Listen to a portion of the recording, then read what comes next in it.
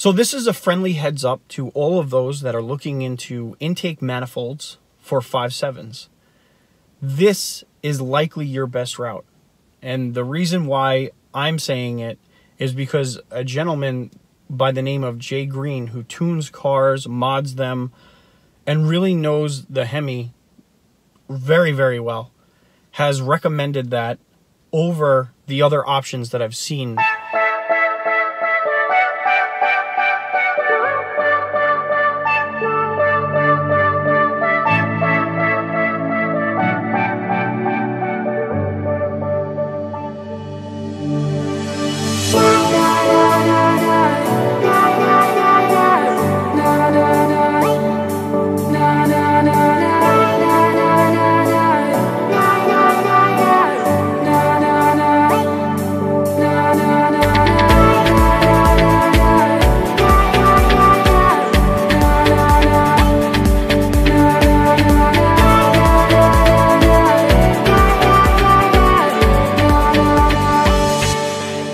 Alright guys, so we're going to talk about an intake manifold. Now this is something that I brought up about a week or two ago, and the reason why was because I was looking for a little extra horsepower and torque.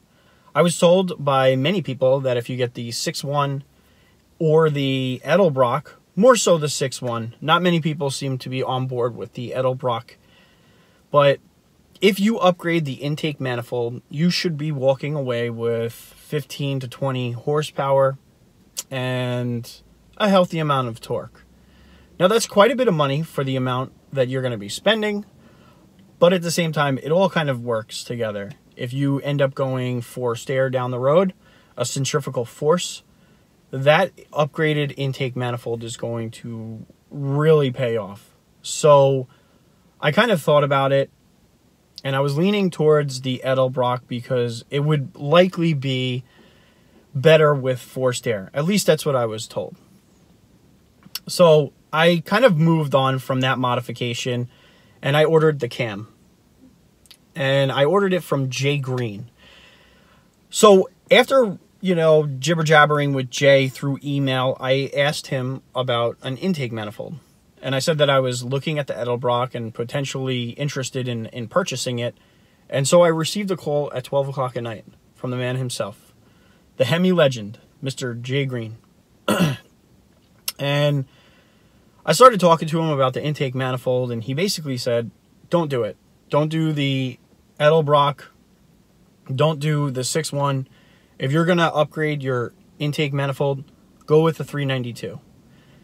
Many people in the comment section have suggested this, and I did believe them. But coming from Jay Greene, a person that has said multiple people that he's tuned cars for have done this mod and have walked away with a healthy amount of horsepower and torque, made me a believer.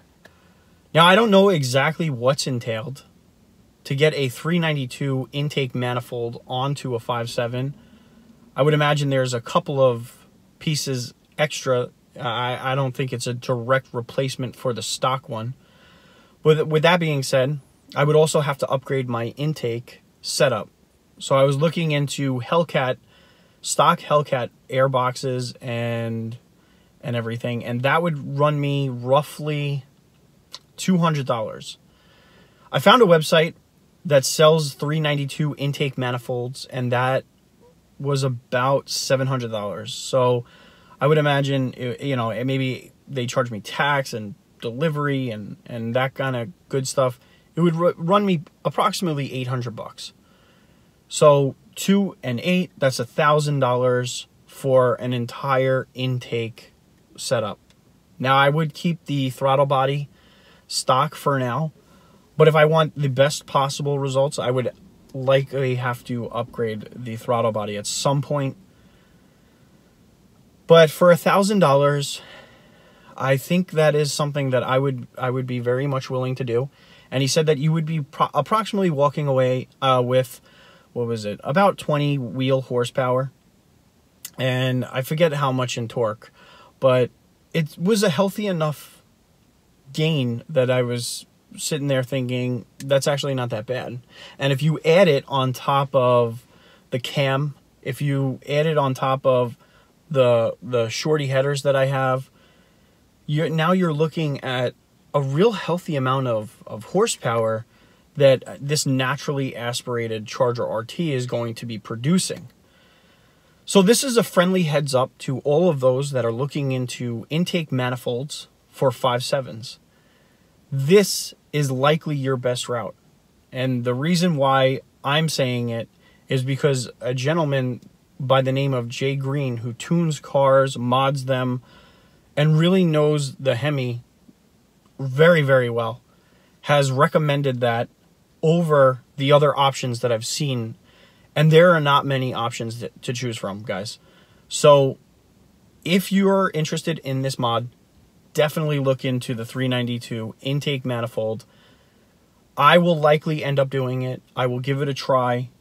I will test it out and provide as much feedback as possible, because it seems as though there are so many people that mod their car and none of them provide that much feedback or that much results, or no dynos, no opinions, nothing to make you feel confident about hitting that purchase now button when you're looking into a mod. And that is one of the reasons that I did not actually purchase the 6.1 or the edelbrock, is because I just wasn't able to come across anything concrete, anybody that was willing to just say, this was worth the X amount of money, this was not worth it, here are my dyno results with just this bolted on, so on and so on and so on. So I just wasn't willing to pay the $1,000 for the edelbrock or the $900 for the edelbrock.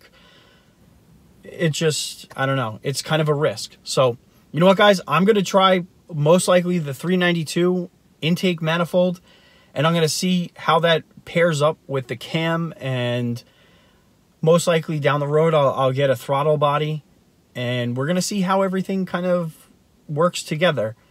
It seems as though I will be going down a naturally aspirated road, and there is nothing wrong with that.